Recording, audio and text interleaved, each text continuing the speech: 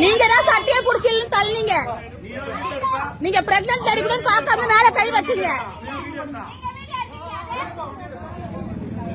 கொஞ்ச நேரம் நீரு